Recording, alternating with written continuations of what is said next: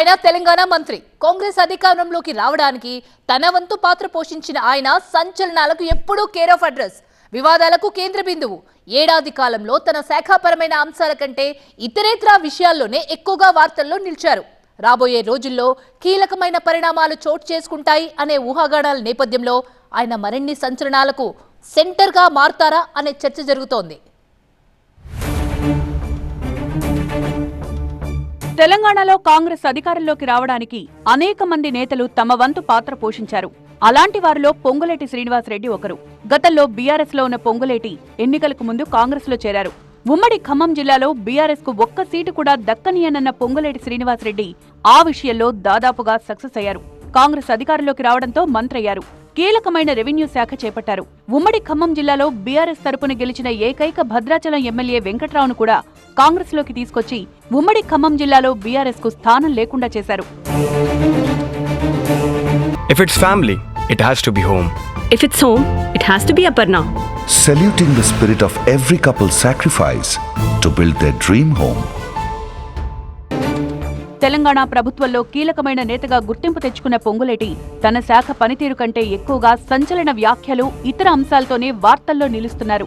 మరీ ముఖ్యంగా త్వరలోనే బాంబులు పేలబోతున్నాయంటూ దీపావళికి ముందు పొంగులేటి చేసిన వ్యాఖ్యలు రాజకీయంగా పెద్ద చర్చకు దారితీశాయి. ప్రతిపక్షంలోని కీలక నేతలు అరెస్టు కాబోతున్నారంటూ పరోక్షంగా కేటీఆర్ అరెస్ట్ అంశాన్ని ప్రస్తావిస్తూ బాంబులు పేలబోతున్నాయని ప్రకటించారు. దీనిపై అనేక సార్లు మాట్లాడడంతో ఆయన పొంగులేటి కాదు బాంబులేటి అని సెటైర్లు మొదలుపెట్టింది బీఆర్ఎస్. పేలని బాంబుల గురించి మాట్లాడిన పొంగులేటి తుస్సు బాంబుల మంత్రి అని విమర్శించారు. రీసెంట్ గా మరోసారి బాంబుల అంశాన్ని ప్రస్తావించారు. తెలంగాణలో ఏ బాంబు పేలుతుందో త్వరలో కేటీఆర్ కు తెలుస్తుందన్నారు. ఈ రకంగా తన బాంబుల ట్రేడ్ మార్క్ కంటిన్యూ చేస్తున్నారు. కేవలం బాంబుల కామెంట్స్ మాత్రమే కాదు, ఇతర అంశాలతోనూ పొంగులేటి తరచూ వార్తల్లో నిలిచారు. ఆయన ఇళ్లలో ఈడీ దాడులు జరిగినా ఆ వివరాలు బయటకు రాలేదనే అంశాన్ని బీఆర్ఎస్ పదే పదే లేవనెత్తుతోంది. దీనిపై చాలా కాలంగా సైలెంట్ గా ఉన్న పొంగులేటి ఇటీవల టీవీ9 ఇంటర్వ్యూలో దీనిపై క్లారిటీ ఇచ్చారు. ఈడీ దాడులు జరిగింది తనపై కాదని, తన కూతురి ఇళ్లపై రైడ్స్ జరిగాయని అంగీకరించారు. తన ఇంటిపై ఈడీ దాడులు జరిగాయని అవాస్తవాలు ప్రచారం చేస్తున్నారని వివరణ ఇచ్చుకున్నారు. ఇక అదానీతో పొంగులేటి శ్రీనివాసరెడ్డి రహస్యంగా సమావేశమయ్యారనే ఆరోపణలు కూడా సంచలనం సృష్టించాయి. ఈ అంశాన్ని కేటీఆర్ పదే పదే ప్రస్తావించారు. పొంగులేటి రహస్యంగా అదానీని కలవడం వెనుక ఆంతర్యం ఏంటని ప్రశ్నించారు. తాను అదానీని కలవలేదని పొంగులేటి చెప్పగలరా అని సవాల్ విసిరారు.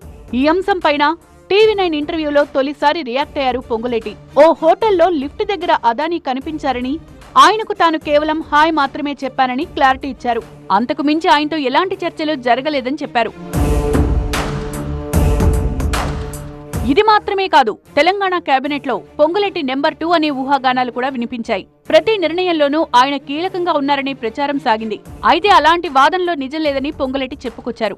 ఇలా ఏడాది కాలంలో తన శాఖాపరమైన అంశాల కంటే ఎక్కువగా సంచలన వ్యాఖ్యలు, వివాదాల కారణంగానే వార్తల్లో నిలిచిన పొంగులేటి రాబోయే రోజుల్లోనూ ఇదే రకంగా సంచలనాలకు కేంద్రంగా మారతారా అన్నది చూడాలి.